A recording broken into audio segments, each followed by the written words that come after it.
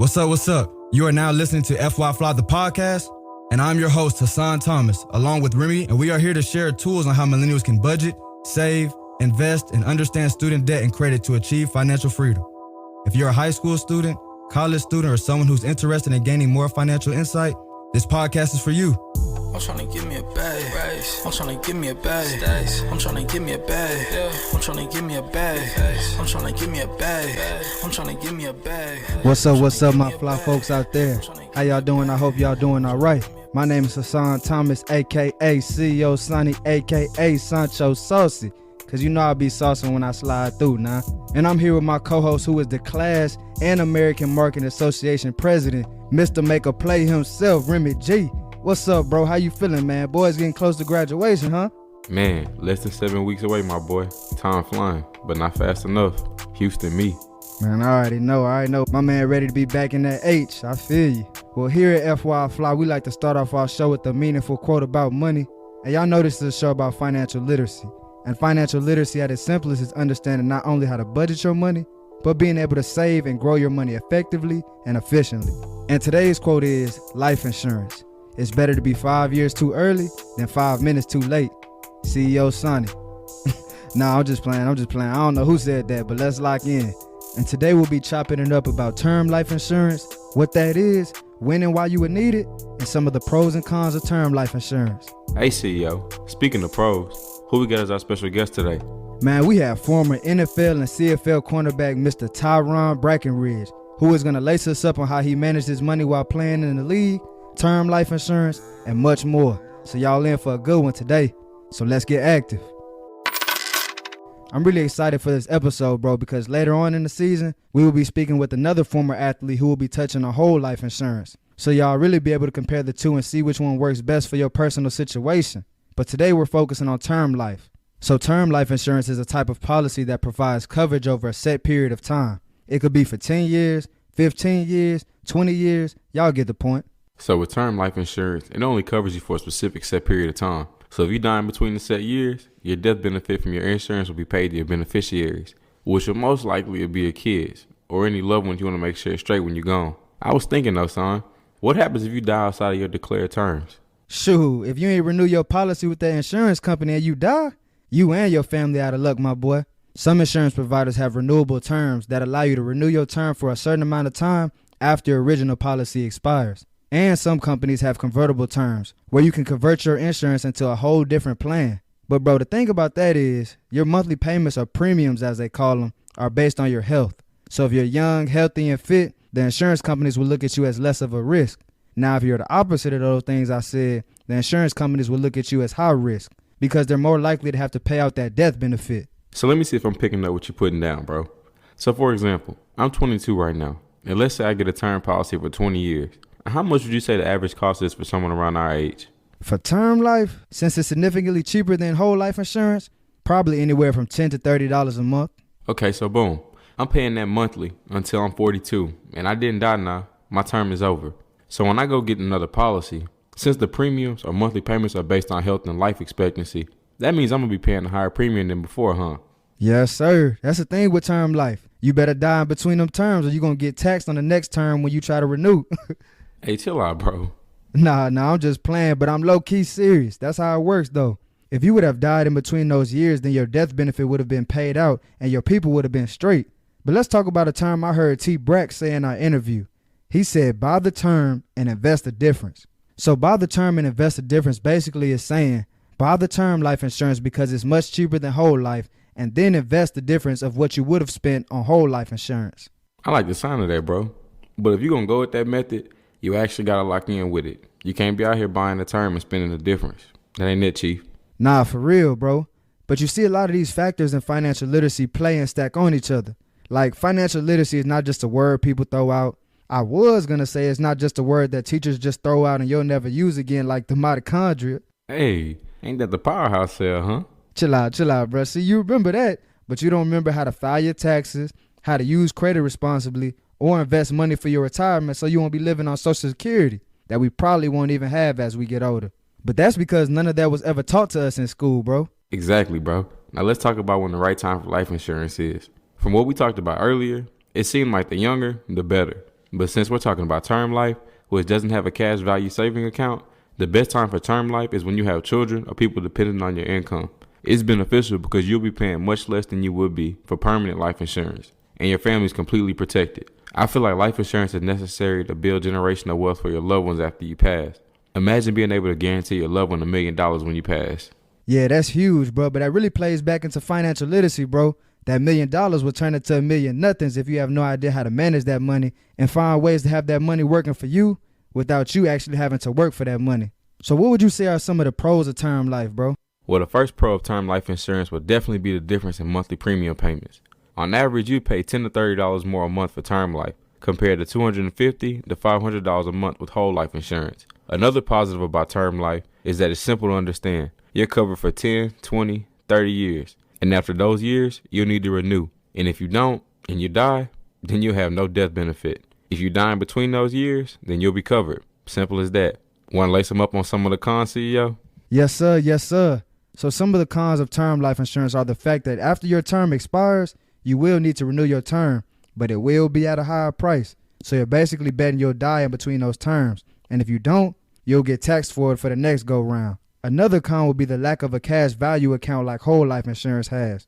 You could be paying 20 years on the term, and then after that 20 years is up, that money is left with the insurance company. If you paid 20 years on a whole life insurance policy, those monthly premiums will be growing bigger and bigger, taking advantage of compound interest. But everybody's situation is different. We just want you all to know and understand the options out there, you feel me? Now we're going to take a quick break and slide to our insightful interview with former professional football player and current financial professional, Mr. Tyron Brackenridge. Let's go. Hold on now. You haven't heard about Anchor. It's the easiest way to make a podcast. Let me explain. First of all, it's free. They have creation tools that allow you to record and edit your podcast from your phone or your computer.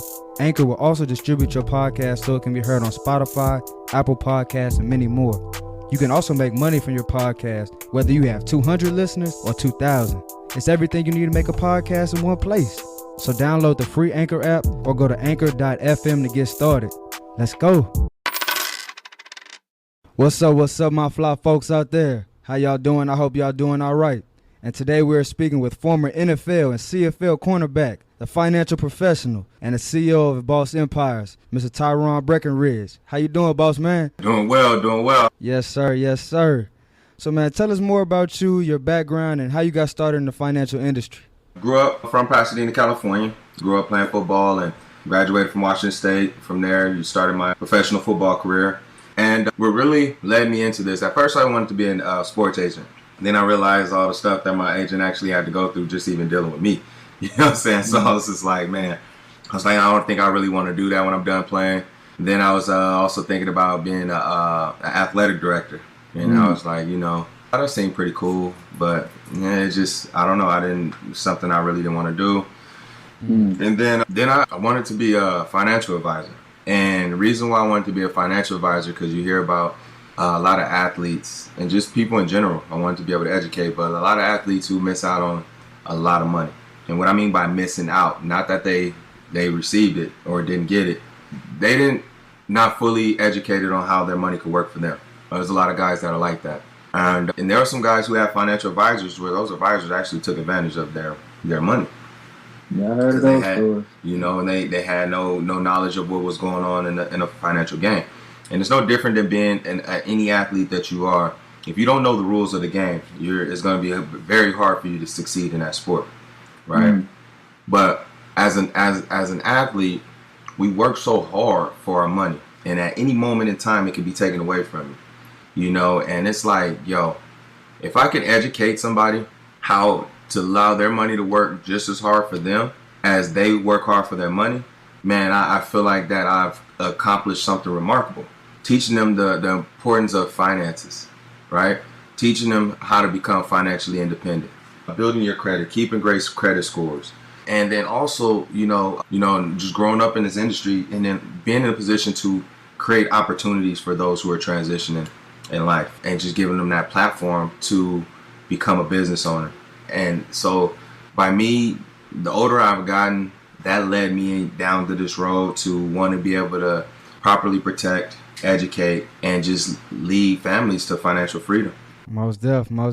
So, first of all, man, congratulations on playing pro ball. Not a lot of folks get that opportunity and make it that far. But, man, I got to know, when you got your first big contract, what you do with it? Well, gotta know. Hey, well, my signing bonus was probably like $4,000, like $4,000 after taxes or something like that. So I didn't get a big contract, but I think I went to the mall, got me a little chain. And that was probably about all I could do. But I didn't really get to do too much. But after my first season, I did hit up a nice few spots and changed my wardrobe. And again, man, I was speaking earlier about how, I was spending more because I'm buying furniture and, getting my bedroom set, getting all that stuff done. So, I have fun taking trips to Vegas and Miami and New York and all these hot spots and just living it up, man. It was fun. you know what my man Dion said, you look good, you play good. Hey, you ain't lying. You look good, you play good, you feel good, all that. Yeah, you know it. So, man, while you were in the league, how would you say you manage your finances, compared to your peers? Man, I probably wasn't no different than anybody that I probably was around, because you are who you hang out with. And there were some guys that would try to educate me and they let me know certain things that they were doing with their money. But then again, I had guys that were just spending, just living life, right? And I got accustomed to that as well. Again, I put away a lot of money into my retirement and stuff like that. I contributed a lot into that. But man, I think as a player, I could have managed my finances a whole lot better. Because even though I had the guidance, I didn't take advantage of that source. And I felt like at that time, again, being a young man, generating a lot of income, I felt like I had it all figured out. So, man, just educate. My biggest thing is you got to educate yourself. You gotta be willing to listen and grow, So what's one thing you wish you would have known back then that you know now? Shoot, I would, again, putting my money in different places than that had the mutual funds and the things like that. Would have probably tried to educate myself more on real estate or things, again, more property, and probably wouldn't have, instead of that money I was putting into the club, I would have invested that into myself. So just the maturity level when it came to my finances, I wish that I had my mindset now that I would have had then.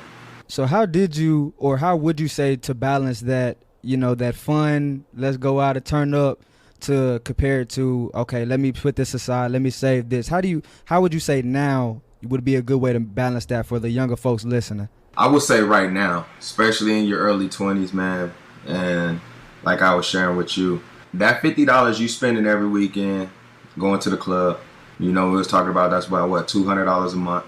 If you put that $200 a month away for yourself and you invested that money, I'm telling you, in 30 years, you can have over $184,000, right? You'll definitely be around there.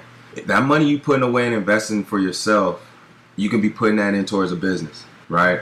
So now while you're spending that money every week in your 20s for 10 years, now when it comes to your 30s, now you're working. Now you're going to build credit, because in your 20s you get your credit cards and you don't pay off your credit cards, and then you may have student debt and student loan debts and stuff like that. You're putting yourself in a financial rut. So now when you get in your 30s, you just put yourself behind.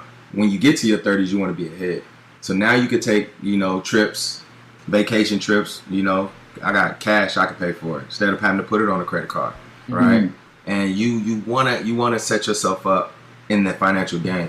Because that little slide I showed you, you see the big difference from starting to invest at the age of 25 and just 1 year later, how much you lose out on if you start at the age of 26, right?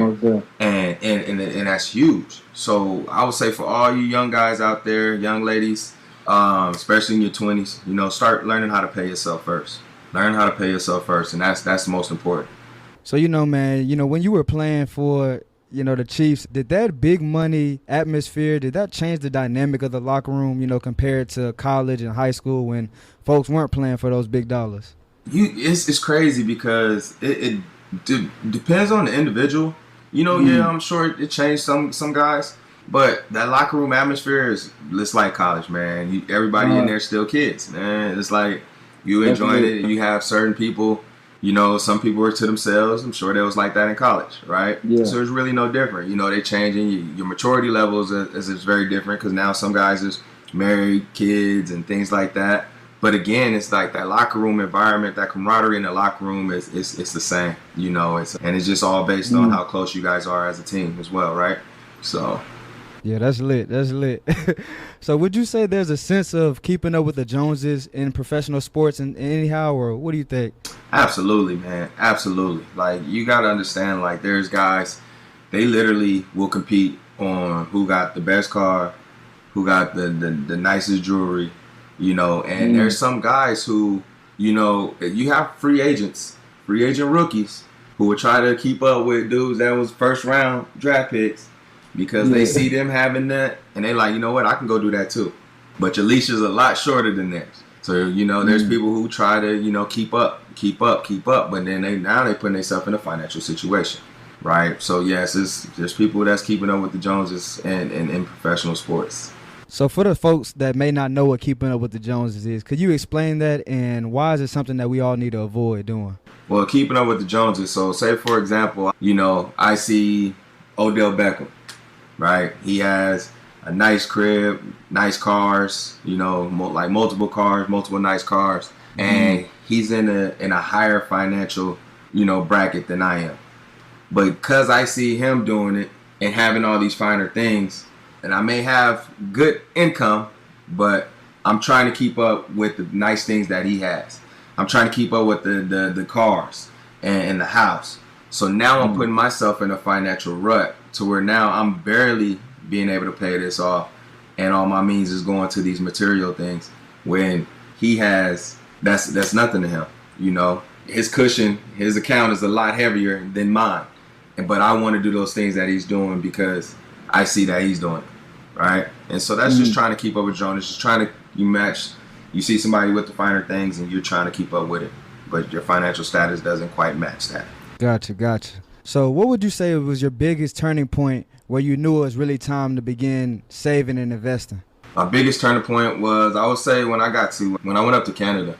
And like that alone, when I got done playing in the NFL and I went up there, and that was huge for me. Like, I was like, okay, I got a family, I got to learn how to manage my finances a lot better, and so that was like the turning point for me. And I think what my biggest thing was, instead of just living off my income, right, from the season when I played, what I should have done was do something in the off season, right? But see, you're so mentally tired after a full season, being away 6 months. Do something as in, like, pick up another, yeah, exactly. Pick up another source of income. And I would just live off my, my earnings from the year. And and then every year what I did was I betted on myself pretty much. I signed a 1-year contract, and then I re-up with a signing bonus and all that, and then that's how I kept doing it.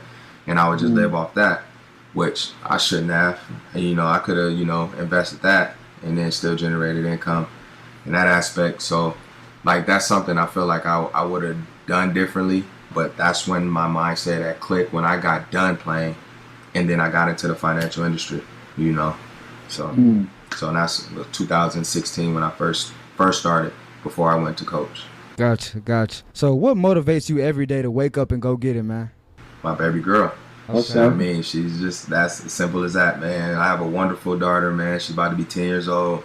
She's very competitive. She's very smart. She get up. She's so easy, man. She get up. I make breakfast. She gets on her computer, logs herself in, getting her schoolwork done. She sits down there and knocks it out, man. And I'm gonna tell you that the little girl's amazing, and she keeps me going, man. That's my fuel to my fire, man. That's what I gotta make it right, for her. She got to see. She sees the work that I put in. I see the work that she put in, and she's definitely gonna be rewarded. She's seen my successes, and and I'm watching hers, and she does gymnastics, and she's a beast, man. Next Simone Biles, huh? Yeah. So Okay. I'm very proud of her, man, and that's my motivation, man. That's a blessing. So, what advice do you have for those people who aren't so motivated to go up and get it every day? Man, listen, if you're not growing, you're dying. You got go out, man. Like, find something that's gonna move you. You gotta find something that's gonna move you, because you got those people who is just waiting and whining, or you gonna have those people out there working and winning. You know what I'm saying? And do you want to watch those who are working and winning while you're just sitting back waiting and whining? Oh, I want this, I want that, or one day I'm gonna do this, one day I'm gonna do that, or I'm waiting on this, I'm waiting on that. Nah, we can't wait. We gotta go get it. We gotta go get it, man. No matter who you are, what you are, and how you are, you gotta go get it. You gotta find something that's gonna move you to better your situation and your families. Because again, if you're not growing, you're dying, right? And you want to get out. All the information is out there. It's always out there. You just gotta go get it. I agree 100%, man. 100%. So, like you said, after your career, what really made you want to be, a financial planner? And can you explain the difference between, financial planner, financial advisor, all those different certifications that people may be confused on? Yeah. So as a financial planner is a different certification license, and basically all they do is they pretty much put a plan together for you. Get all basically what they're doing is putting together what you call like a financial needs analysis. And basically what they're doing is they're creating a plan for you to follow financially. So they don't invest anything for you. They can possibly give you ideas to, okay, put this away here, put this away here. But just as a planner, they're going to pretty much give you a game plan to help you financially. So they want all your expenses, what's coming in, what's coming out, pay this, pay this. If you got debts, okay, pay these off, pay this off. This is now what you have each month. You can contribute this into a savings account or an investment account. Like, so they just kind of give you a whole little needs analysis. So it's creating this pretty much a financial GPS. Financial advisors, now they actually can invest for you, and they can advise you putting portfolios together financially. So they can do those things. They can put a plan for you as well, but also show you different investment streams that you can actually invest in, and they're managing. They have assets under management. So they're actually managing accounts. So it's a lot different. Those are the two differences of a financial advisor versus a financial planner. Okay, makes sense. So generally speaking, why is it important to have a plan? Man, you always gotta. It's very important, because if you don't have a plan, you don't know where you're going. You don't. I mean, if you don't know where you're going, how you gonna get there, and how you gonna accomplish or get to where you want to be if you don't have a plan? Definitely, and I like that term that you used, the financial GPS. You got to have your financial GPS, and you got to be able to, you got to put that plan together, man. It's no different in a sport. You got a game plan. You go in and you get that game plan for the week, and you got to go out and execute and put yourself in the best position to win, right? And that's in everyday life, man. You got to create a plan to put yourself in a position to win. And if you don't have a plan, you just getting up every day with no purpose. Now you're just like a dog chasing your tail, right? And so like you gotta put a plan in place. Have to. So explain to my audience a little bit, what are some of your favorite investment options and why? Favorite investment options. I mean, I like mutual funds and stuff like that. It's good for your retirement and things like that. Also, you want to start putting together like annuity programs, for in case you live your I like to do, buy a term and invest a difference. So if you outlive your term, you're not paying on life insurance all your life. You actually set yourself up and living off your retirement, because now you have all assets and no liabilities, and no need to continue to pay on life insurance when you're already insured yourself, right? But I would, other than that, I'll always say, man, like I said earlier, is the biggest investment got to be investing in yourself. Because if you don't invest in yourself, you're not gonna be able to invest in anything else. So, man, invest in yourself. Don't be whining and waiting. I'm telling you, be out there working and winning. And I'm telling you, when you invest in yourself, you got that self-love, you got that proper mindset, you can't be stopped. And that's all I got to put it out there, man. Like, you have to invest in yourself. That has to be your biggest investment, and then everything else is gonna follow. So I heard you mention something about annuities, man. Man, give us an insurance 101. Just break down, that insurance jargon for us, man. That's something that, a lot of my generation is missing. We just don't know these insurance options and term life and this life. You know what I mean? Just give us a little quick one-on-one. Well, with annuities is it's almost like a living benefit. So you want to put yourself in that position because now it's another source of income at retirement age, right? You can pay yourself annually, monthly. Like, you can literally start paying yourself, and you don't have to worry about going back to a job. It's unfortunate you have those elders who may retire from one job, right? They had to retire from a job, but to go work another one. That's why you see those greeters at Walmart, stuff like that. They didn't invest properly for their retirement, right? And with those annuities that help pay out. So now you have annuities, you have your mutual funds, you have all this money that's been building for you. So now you have it paying you at retirement. So now you're just living off retirement. And at this day and age, at that time, again, you ain't gonna need life insurance because you should have little to no debt, right? Your home is paid off. Your kids are grown if you have kids. Now they implement their game plan with their family, right? And now you're just living off your retirement income. So at that time, again, we want you to be financially independent. You want to be financially independent. So why continue to pay on life insurance? You can for peace of mind. But again, if you have enough money in your investments, your annuities, and all your different investment streams, why? Because now you have all assets. You have no liabilities. So anything that you leave behind is not going to be debt. And that's why we put together like a term, like a 35-year term to protect your income. Because in our earlier years, we're going to need a lot of coverage because we have all liabilities.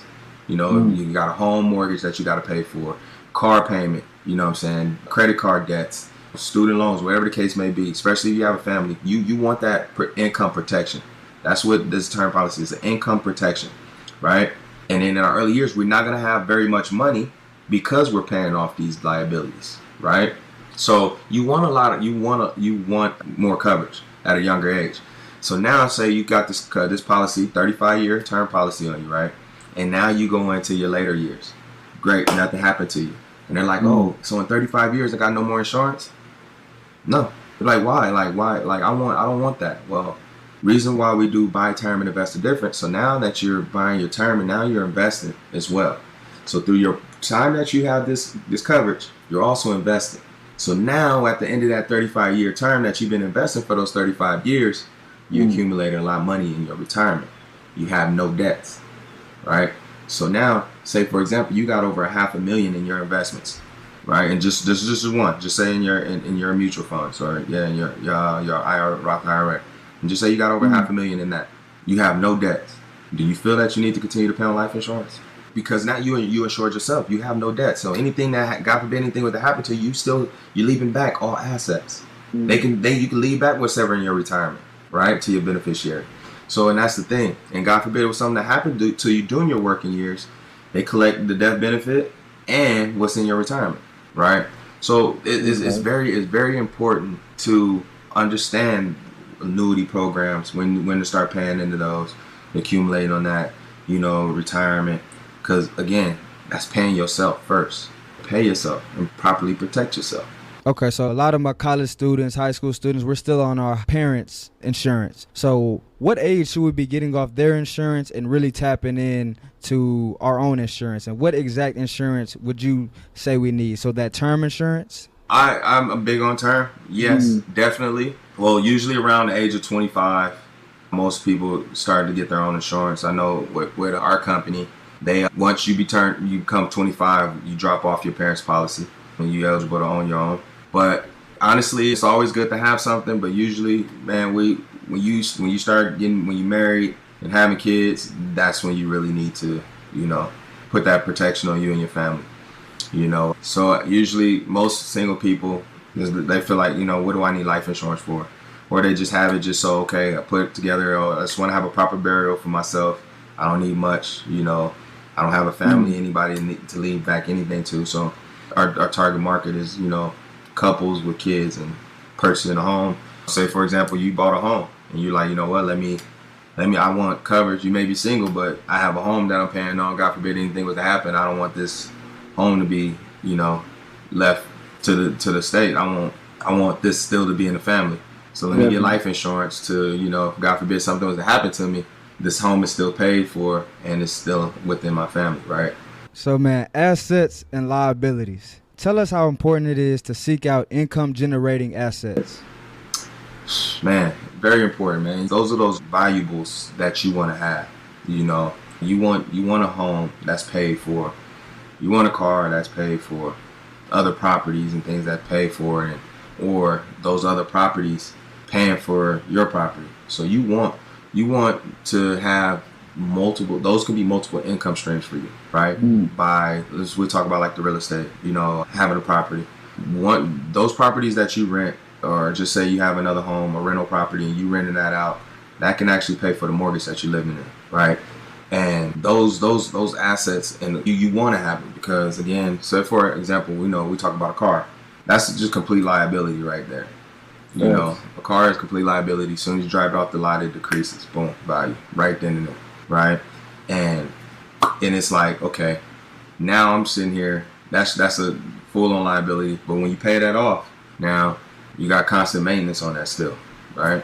So it's that a car is almost like a full-time liability, right? But again, you want to be able to hold your income and the money that comes in. You want to be able to hold that, right? You don't want to have to be paying off things, paying off loans and everything. And then you want to be to the position that you do buy something, you can buy it out, buy it straight out right there instead of having to make payments on it. Right, and you avoid a lot of situations. Now you're avoiding interest, and then those properties that are generating income again, it's paying for that, right?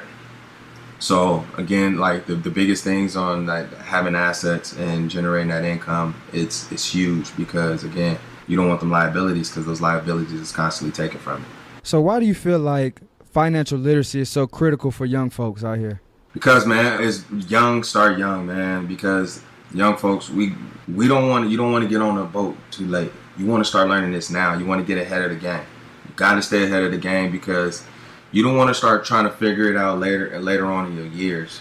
If you learn how to, pay yourself first, put your money away, do things right, pay off your credit card. You get a credit card, start with something very low, pay it off each month. Establish your credit. It's always good to, generate an LLC, whatever it may be, pay yourself through your company. You can write off a lot of things, man. And it's a lot of different tax breaks, a lot of different loopholes that we need to educate ourselves and seek that education that's out there. What I love is, guys like yourself and others are putting all that information out there on social media, man, for you to, grab that juice, and it's needed, man. And don't just be on your social media scrolling your thumbs, man. It's a lot of valuable information out there other than just, all the senseless violence that's going on and the drama that people like to, entertain themselves. It's just crazy how I feel myself in this situation at times too with the social media going and tapping into that a little bit with our attention span. Well, we can sit there and it's very hard for us to sit through a 10-minute video, educational video to learn and grow from, right? But because we're so programmed to seeing a video that has 1 minute in there, right? 1 minute video of some drama, whatever, we're gonna lock in. If there's some drama going on, if it's a 5-minute video, you locked in. But when it comes to educational video, if it's 5 minutes, it's like, dang, you're looking at the time like, dang, how much time left on here? How much time is left on here? And we have to reprogram our mind to have that focus because there's so much information that's being brought to our attention, especially in our culture. You know what I'm saying? There's so much more information that's being put out there for us. But we just got to take the time out to grab it. We just got to constantly lock in and focus on ourselves. Again, that's part of investing in yourself, right? That's one of the main things that I wanted to focus on, in my app and the financial literacy resources I'm coming out with. I'm recognizing, that the consumer market, like you said, They not sitting there watching no 10-minute video. They not sitting there watching no 5-minute educational video about something that can help them and better their future. Right. So that has led me to, because I know my target audience. So we got to come out with videos that's a minute 30 seconds that's really going to capture, my audience's attention and then hit them with some valuable information in that, allotted time. You know what I mean? Definitely. We you got to stay locked in. Facts. So what are your thoughts on regularly tracking and checking your finances? Man, you gotta see what's coming in and what's coming out, and that's because if you just turn a blind eye, you may be spending more than what you actually generating, and it can get easy. Certain apps on your phone coming out monthly. Do you actually need that? Certain you're spending or going out to eat. Look at that. Maybe you may need to change that. So it's so many different things that you have to pay attention to when it comes to your account, because you want to know what you're spending, man. And if you don't, like I said, if you turn that blind eye, you're going to realize that why is my account, why am I waiting for that next paycheck now? Why am I losing so much money? Why I don't ever have money at the end of the month? Again, that's what that financial needs analysis is also about too. It'll help you break down those finances and see what you're actually doing, and put you in a position to where you could put away more and save more. Okay, so what are some positive money habits that you do personally? And if you have any negative, let us know so we can cut them off. Again, like I would say the negatives is, because I had to do this, I went through my phone, what apps am I getting charged for subscriptions and things like that, and am I actually using this? So I cut a lot of that stuff off, just going out to eat, things like that. What is necessary? Is this necessary or not? Right? And then that would be the bad thing. The good thing now, it's just, again, paying myself first, investing in, my future, and to my retirements and stuff like that. So I think that right now, and it's probably the best thing that I'm doing, so. Gotcha. So my man, put yourself in my audience shoes. You're in high school, back in college, you just graduated. What are your next money moves? Man, paying off my debts. If you're, especially just normal students, and you wasn't fortunate enough to get a full ride scholarship, you had to take out loans, pay your debts.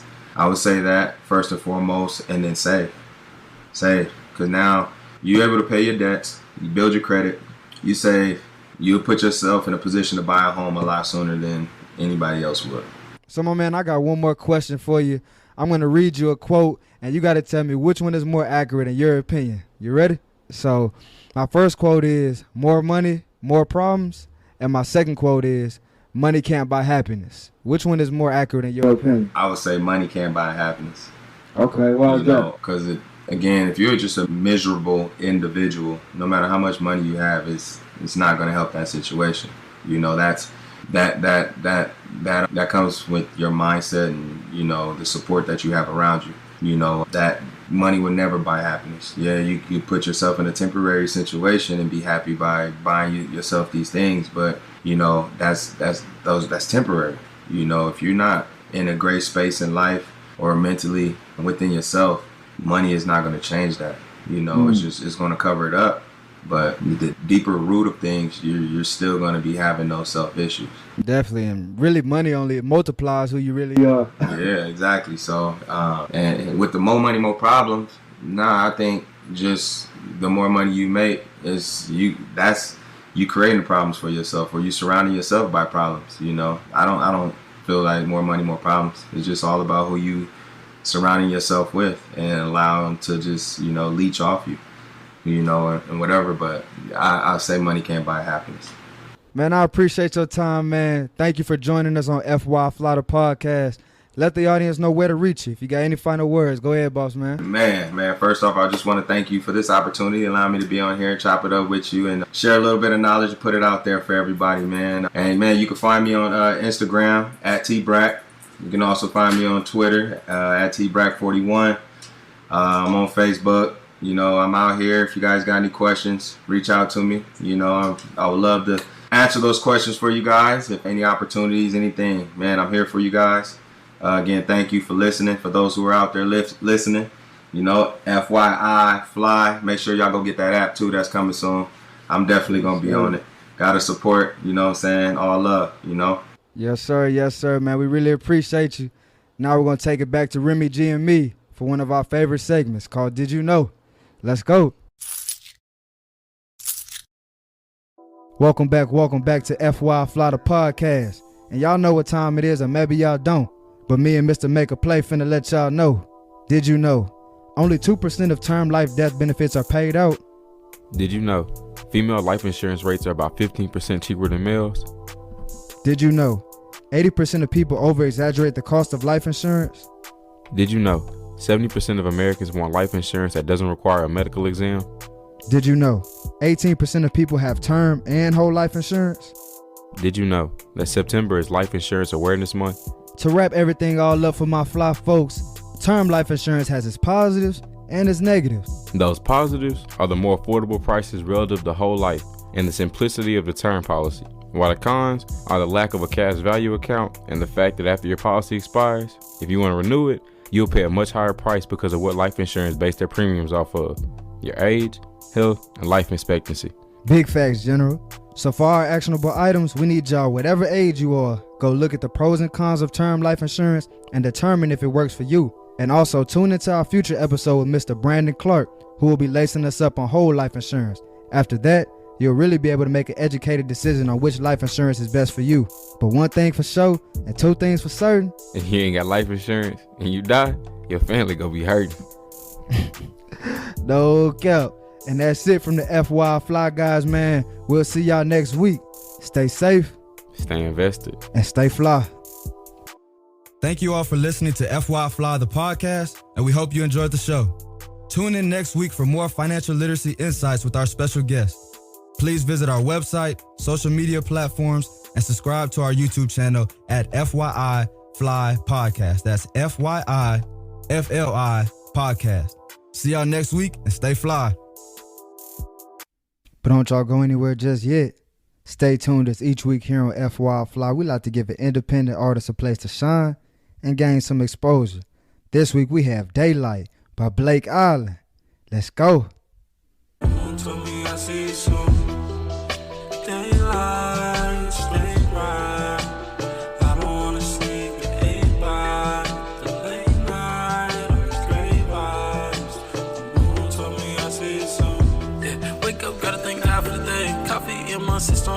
Gotta go see my beautiful babe. Picnic in the park, okay. Vibe until we see the moon. Vibe into some brand new tunes. Vibe until I'm tired of you.